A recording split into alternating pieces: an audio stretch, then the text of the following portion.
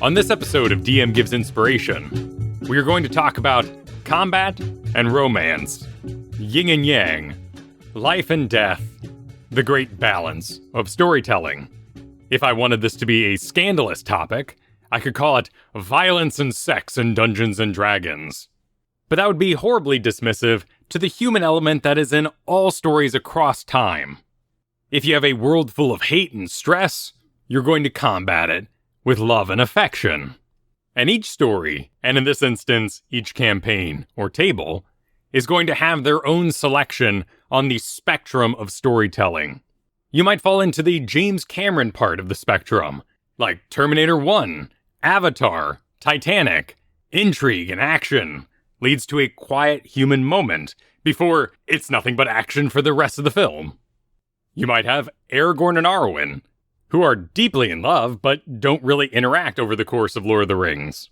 But the relationship motivates Aragorn and gets him into a little bit of trouble with Éowyn. Leads to some comedic moments, a little bit of tragedy, but motivates her to become the warrior that kills the Witch King. This can be even further removed, like John Wick and his wife. We don't really see her in the film, but the dog's death and his love for that dog motivate the killing spree. His relationship and his commitment is juxtaposed by the son of our villain hanging out in a tub with lots of different people. Jurassic Park isn't a very romantic movie, but there's a lot of action, and we are supplied that natural element because the dinosaurs are breeding.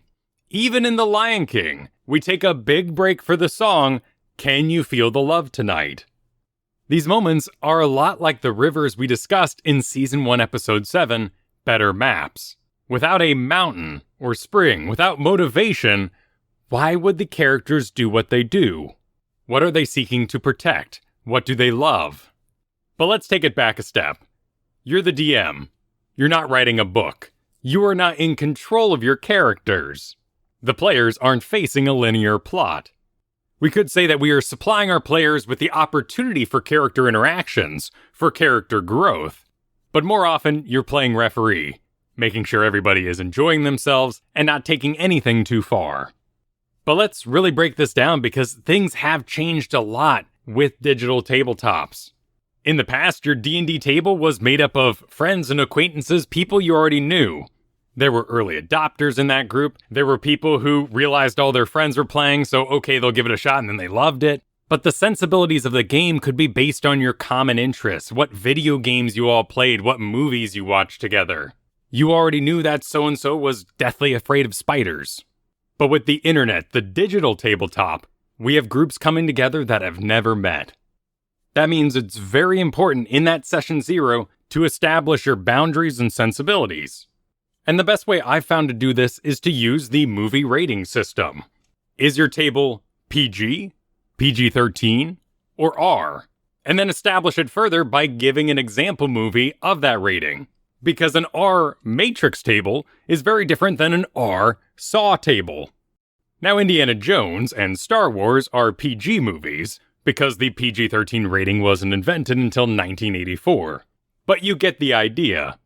Saying PG-13 Lord of the Rings not only sets a tone, it sets a lot of other boundaries as well, such as language. The PG-13 X-Men movie Days of Future Past has one F-bomb, and it's comedic. It's funny. I don't want gratuitous or maybe pointless cursing at my table. So PG-13 is a great location for me to land on. And this is just a part of your Session 0 spiel. You're helping people make characters, you're helping describe your world, you're letting them know how D&D works in the first place. You're taking a moment to establish your authority. And in the same breath that you put a limit on cursing at your table, or restrict the amount of gratuitous violence that is described, you might include that there are no cell phones allowed at the table, or if you're going to type or eat, please mute your microphone. And with those rules and that authority set, because we might need to use it later, it is now up to the players to lead the way. And let's start with violence, because it is a combat-based miniatures game. Combat is the primary puzzle. You're going to spend a lot of time fighting things. Your best tool in this regard is, how do you kill it? A player gets the finishing blow on a monster. Ask them, what does that look like? If that player goes for a flurry of blows, 1,000 cuts, a decapitation. We now know something about their sensibilities. Because through all this, we want to maintain the player's agency. What they see their character doing. Do you agree with that action? Do you embrace it and let it into your world? By playing along, you encourage those actions. If you say, all right, you swing your broadsword, and the creature is decapitated, its head goes flying through the air and lands in the lap of the captive who screams. Likely that player is going to go for more decapitations in the future. It could be more middle of the road to you.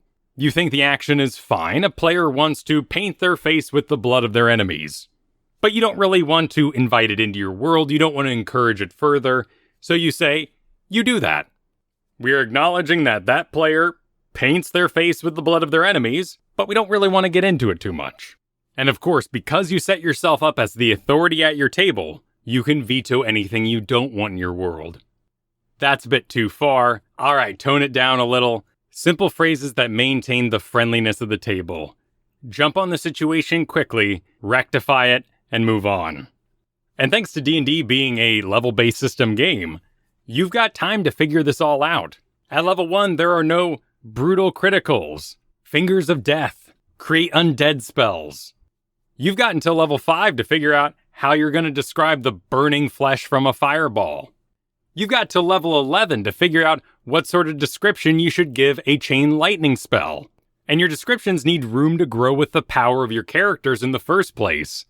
If level 1 spells are causing everyone's heads to explode, what makes a level 6 spell special? More powerful? And on that same note, your monsters need somewhere to go too. They all don't need gore hanging out of their jaws at level 1. Describing an undead horror as a shambling abomination at level 1 is perfectly fine, because if we want to gross out our players later on with a much more powerful, more disgusting undead monster, how are we going to do that if it sounds the exact same as our level 1 monster? But the golden rule when it comes to violence is don't be cheap. Combat should never be pointless, and your villains shouldn't do pointless things just to disgust or offend your players. This is particularly true in a world of fantasy, where a horrible death can raise a ghost, corrupt the land, a dark ritual can summon a monster from another dimension. An evil taskmaster whipping his workers might motivate the players to take action faster. But if you can answer why he does this, you've got a better story. He was taught by his demon overlords that pain is a resource, and it makes you strong. In this way, our taskmaster is showing their evil, while also showcasing the evil of the big bad still to come. When Darth Vader held Han Solo over a sparking machine in Cloud City, it wasn't pointless. In fact, it had a very specific purpose: to create a disturbance in the Force that would summon Luke Skywalker. But it goes even deeper than that. Why was there a torture device in Cloud City? Well, there wasn't. That was a scan grid, a piece of mining equipment used to test metals. Darth Vader altered it. And sure, Darth Vader may have been mad at Han Solo for helping blow up the Death Star, but he might also have been testing Solo's endurance to see if he could survive carbon freezing. But that scene in Empire Strikes Back also introduces us to our next big tool, Fade to Black. That scan deck is sparking, it's got needles on it, there's something hot on there. We don't see what happens to Han Solo. We hear a scream from another room and move on. That's all our imaginations need. And a similar scene happens in the bowels of Jabba's palace. Our droid characters are walking through a droid torture room. This is establishing the stakes for our droid characters to please Jabba, but we don't linger on it. We do not return to that room.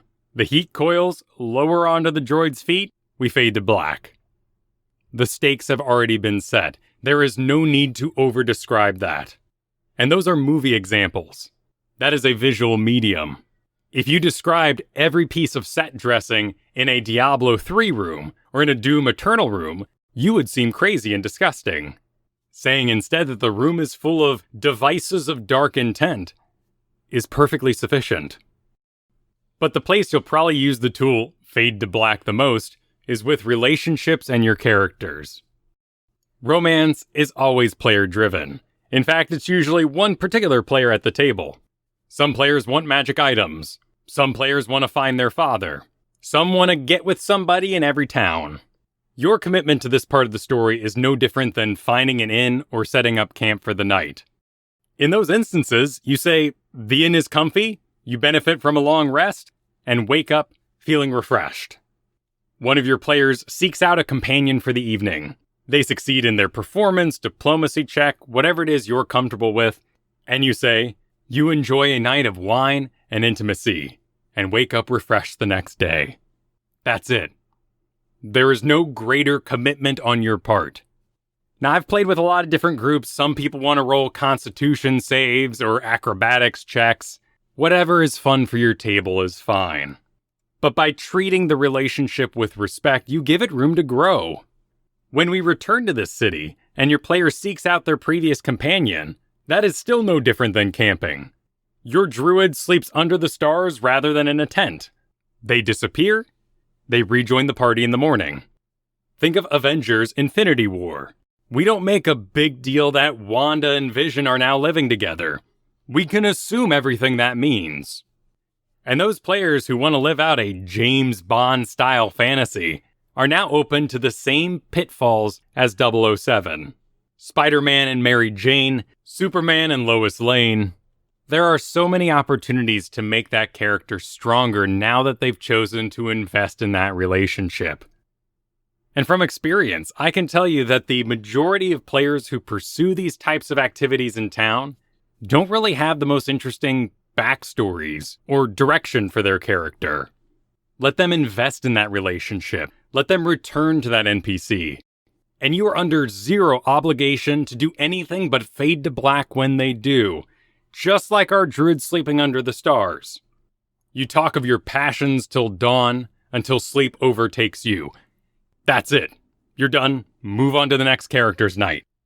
That romantic interest may become embroiled in the story, be targeted by the villain, request a date with their parents, need the player to duel their suitor for an arranged marriage. Or it could go no further than just the place they stay when they're in town. Player characters getting together shouldn't be treated any different. It can still be a strong relationship and motivation for the story, but we would still use the fade to black method. Two players agree their characters are sharing a room, fade to black, it's the next morning. You are just supplying your table with the yin and yang, the life and death themes that make up a good, satisfying story. There are many more complex situations that can develop at a table, but for now, use your authority responsibly and keep the kind of table that you want to run. And thank you for joining me for today's episode. You can find more about this show over at kylefergusson.com, 2 S's in Fergusson. Music was by Brian Griffith, and I'll see you all next week with a new episode of DM Gives Inspiration.